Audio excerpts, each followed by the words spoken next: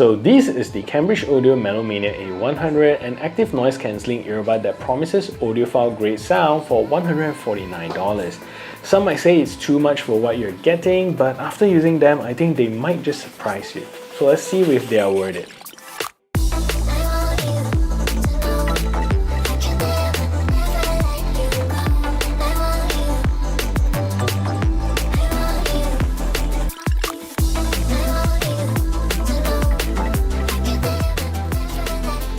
So what I like about these earbuds is its rich, dynamic and full-bodied sound signature with very impressive bass performance, and I like the build quality and materials that you get, which are very premium. I like that you get very impressive set of codecs including LDAC, aptX lossless, AAC and SBC in a Bluetooth 5.4 chipset, and the earbuds also comes with an AB amplification. On top of the hi-fi performance, you'll also get protection from water with an IPX5 water resistant rating, making it great for gym use or even running under the rain. I also love the Melomania app, which is really well designed, and battery life is very impressive. With ANC off, you're going to get 11 hours and 28 hours with the case. With ANC on, you're getting 7 hours of battery per use. Finally, you also get extras like in-ear detection as well as multi-point connectivity. I think soundstage wise, this earbuds is a little narrow and a little inside your head, so a wider soundstage would be really nice. And I don't really enjoy the preset EQs you get with the app. It's not particularly impressive, but a manually tuned one would be much better. And although the battery is impressive with ANC, having ANC on cuts down the battery life significantly. And this is without factoring in different high-res codecs, which will reduce battery life even more. And finally, I think that ANC works well when you have a really good seal, but I noticed that in very strong wind situations, you get quite a bit of wind buffering. So the Melomania A100 comes in at a price of $149 US, which is around 630 ringgit Malaysia.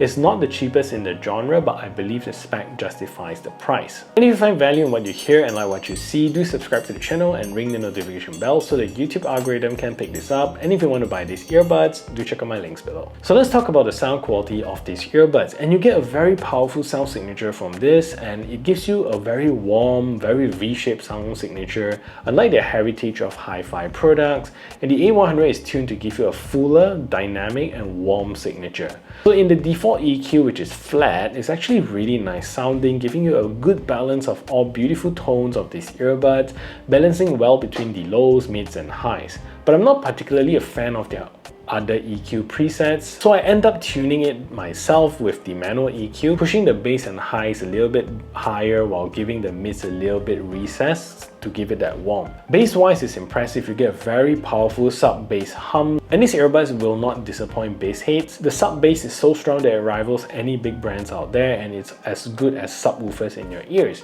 It generates the 4 sub-basses sequence in doing it right with power and depth, really impressive. Mid-bass is also respectfully strong without sounding muffled or flat, and I'm loving the performance here. Mid-vocals, when slightly recessed, gives it a nice warm feeling and somehow brings out life from any artist. It's clean, clear, no muffling, and makes vocal heavy tracks a treat to listen to. Ultimately, the highs are also beautiful. Yes, I think it could be a little bit brighter even after maxing it out. It doesn't feel the brightest, but it's still beautifully rendered with good precision, clean, no messy jumbling between instruments. Overall, this is a very nice sounding earbuds. What I wish is that the soundstage could be a little bit wider. Now it feels really narrow, but apart from that, fantastic sounding. So this is a test to see if the Cambridge Audio A100 is a good earbuds for making phone calls. So this needs speaking in a relatively quiet environment, and this is the call quality that you can expect. So what I'm going to do now is to turn on a simulated background noise so you can hear a difference.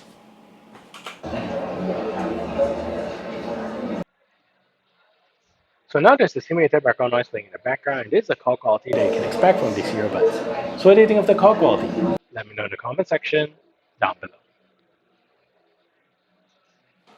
So Cambridge Audio made very minor changes and tweaks to the font they use on their branding, and comparing it to the M100, it's so subtle but it makes a world of difference. The new font just looks so matured, so strong, and the overall case is very basic and has a more upright, smaller footprint as compared to the M100, which has a bigger and thicker case.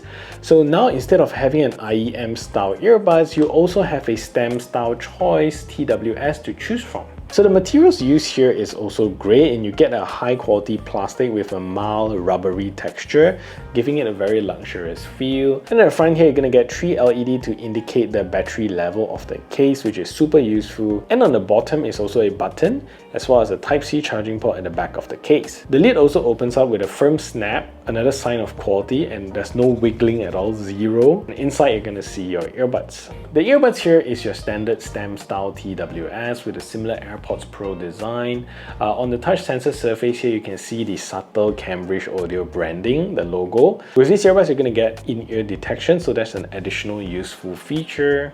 And again here, I really like the Cambridge font there. It looks really good, very subtle as well, so it doesn't shout too much about what you're using, which in my opinion is perfect. Right, ANC here is pretty decent, and for the most part, I think it does super well, especially when someone is talking next to you. I seriously cannot hear what they are saying when I have even very soft music playing. And for the most part, airplane cabin noises and low humming road noises gets knocked out around 80%, which is very impressive.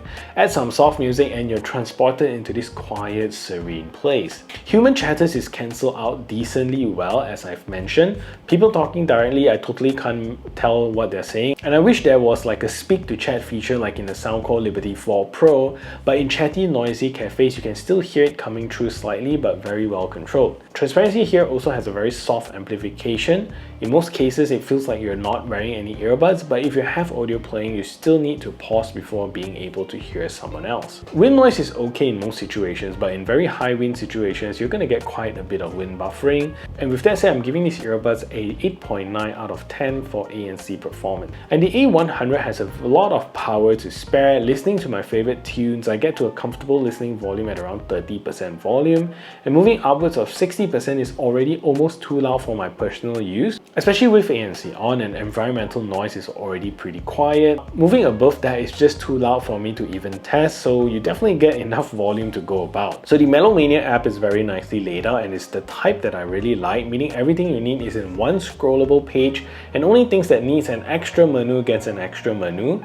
And in the home page, you're going to see your Melomania A100 earbuds in your chosen color, and below that is also an equalizer with 6 different presets and a 7-band EQ for you to control. Below that is an ambient noise control settings where you get to choose between normal, ANC with 3 levels of transparency as well. And you also get to control which ANC mode you want to toggle, so you don't always have to scroll through all the ANC mode. And you also get dynamic EQ, which is very useful when using it in low volumes, since in those kind of scenarios, earbuds typically don't generate enough range for the bass and high, so this aims to fix that. So you also get to find your headphones in this case, and also to remap the touch controls, and I wish that you can remap one of the controls to gaming mode, but that's not available. You also get a few toggles which I like that Cambridge Audio didn't hide it in additional menus, so you get wear detection, gaming mode, mono audio, sleep mode, which are all conveniently outside for you to toggle, and you also get auto power off settings and also audible feedback in many different languages. So you also get to update your firmware when there's a new one. The latency with gaming mode turned on is really good, with almost no latency detectable. Playing games like PUBG feels nice and smooth, and you also get to enjoy your movies and videos with no problems. And let's take a look at the latency performance of these earbuds.